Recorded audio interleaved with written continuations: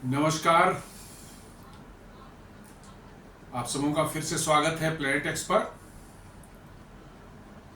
हमेशा की तरह निवेदन है, प्लेनेट एक्स को सब्सक्राइब करें, हमारे वीडियोस को लाइक करें और फ्रेंड्स एंड फैमिली के साथ जरूर शेयर करें।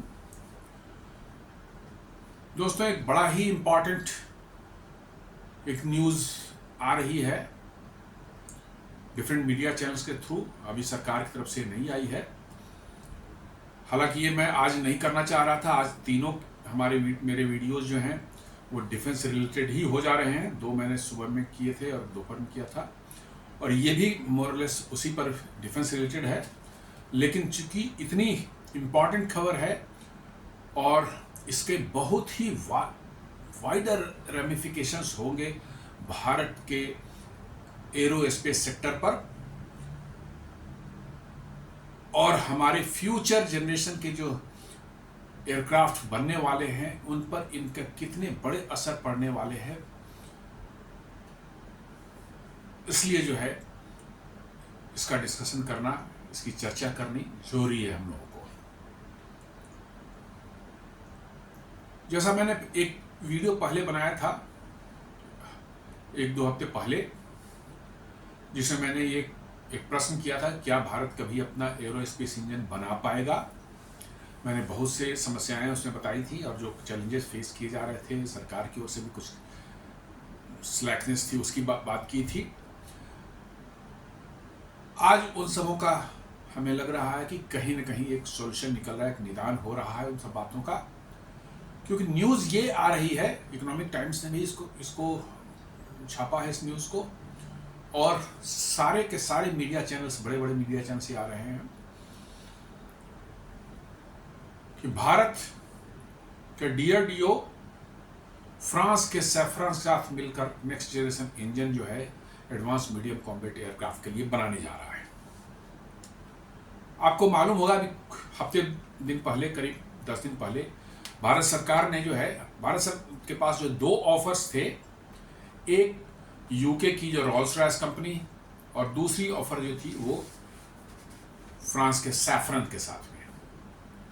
दोनों ने ही ऑफर दे रखे थे नेक्स्ट जनरेशन इंजन को स्क्रैच से डेवलप करने के लिए, 120 किलो न्यूटन के इंजन्स को, और साथ में जो है कंप्लीट टेक्नोलॉजी ट्रांसफर और कंप्लीट आईपीआर राइट्स भी भारत पास होंगे, ऐसा ऑफर उन्होंने दिया था दोनों ने। दोनों ही कैपेबल कंपनियां हैं।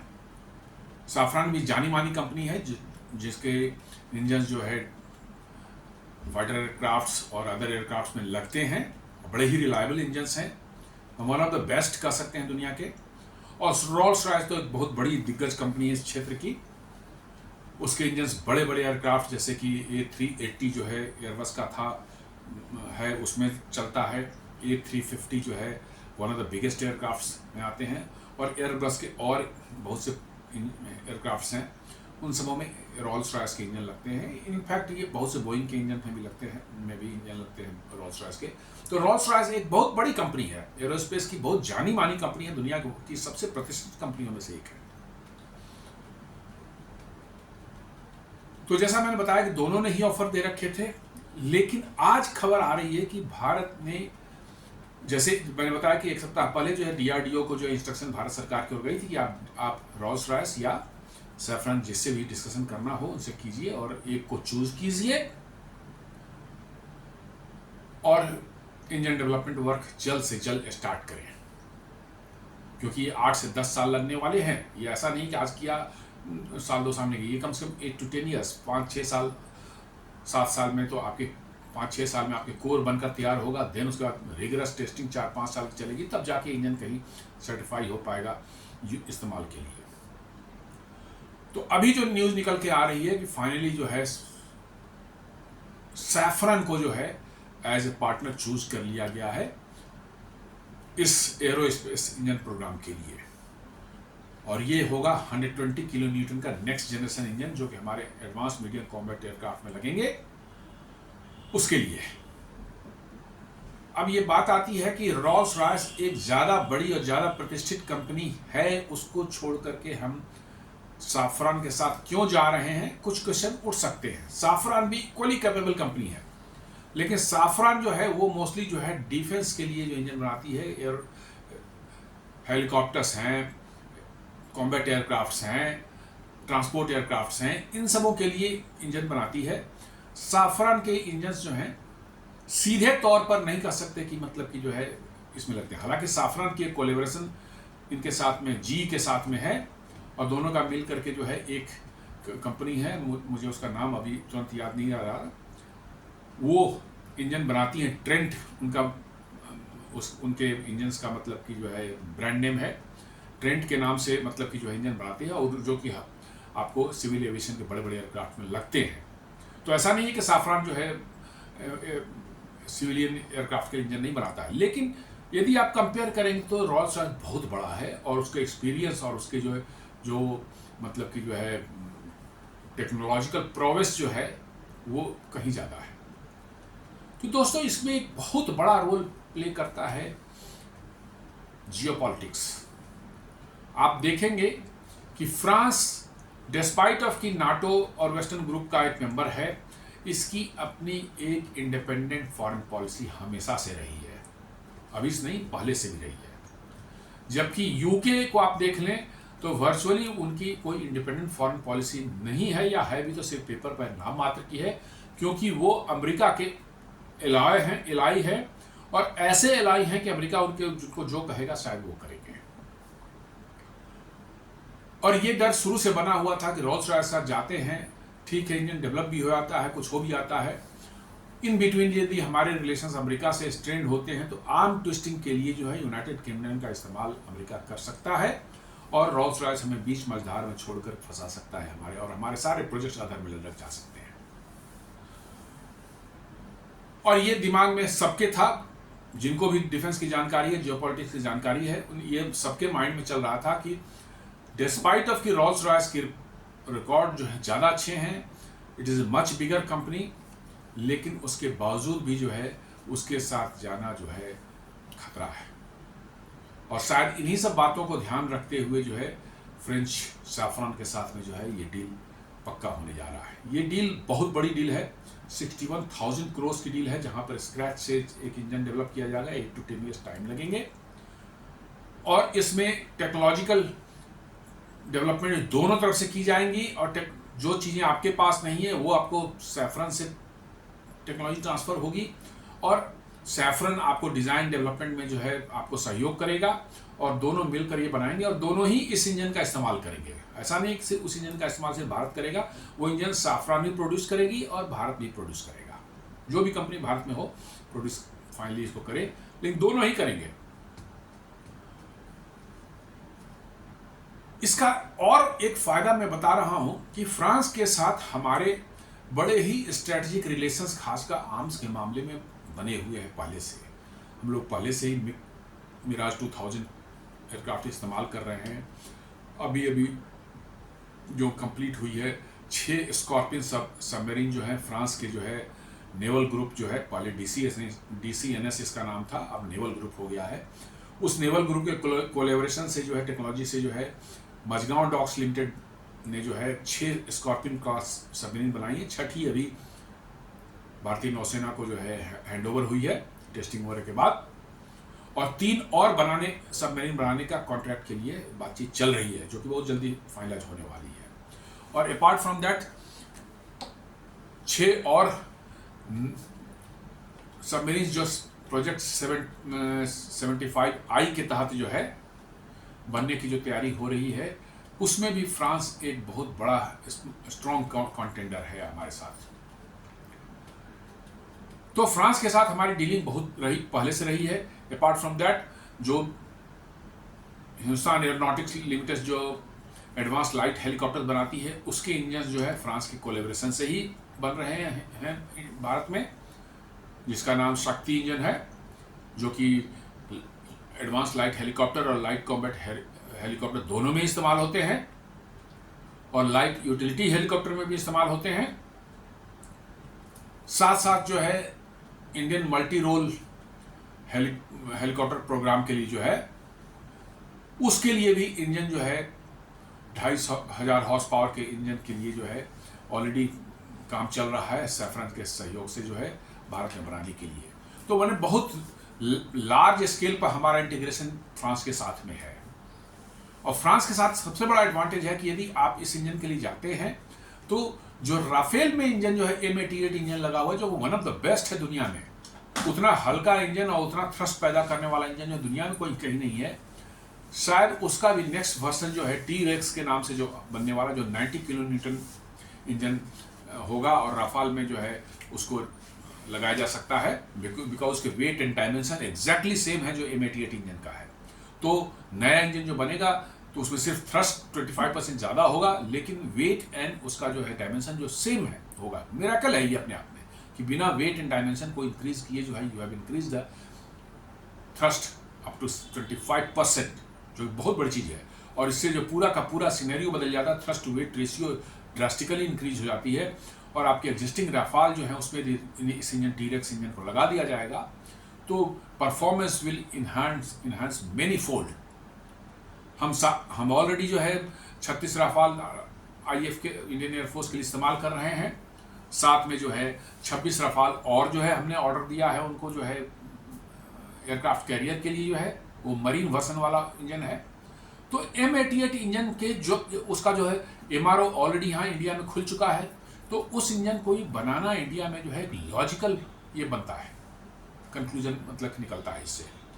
साथ में चूंकि अब